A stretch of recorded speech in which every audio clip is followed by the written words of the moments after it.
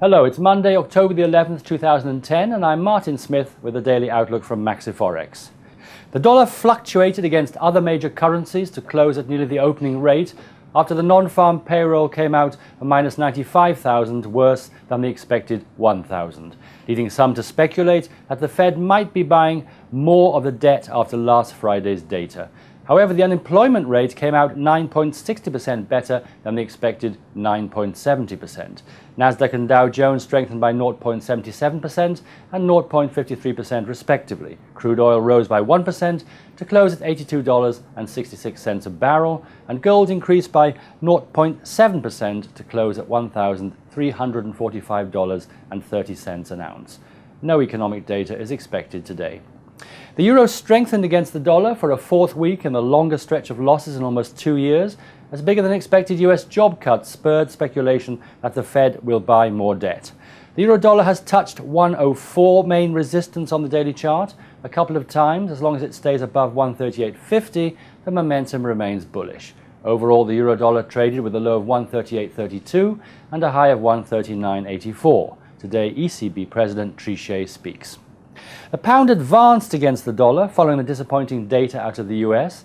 This trend was strengthened by the Bank of England's decision to keep the target for bond holdings at $200 billion, leading investors to favour the pound against the dollar.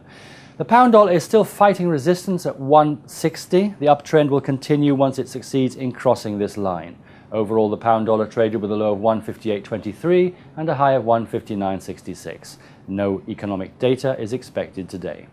The yen touched a 15-year high against the dollar on speculation that the Federal Reserve policymakers will signal this week their willingness to buy more government debt to support economic growth. The dollar-yen continues its negative trend, therefore the momentum remains bearish for the dollar.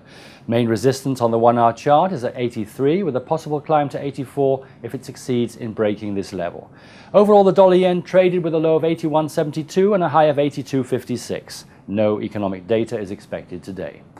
Finally, the Canadian dollar. This rose against the dollar for the 6th straight week, the longest stretch since May 2009. Employment change came out worse than expected at minus 6.60,000 versus 11.30,000 forecast, and the unemployment rate remained unchanged at 8%.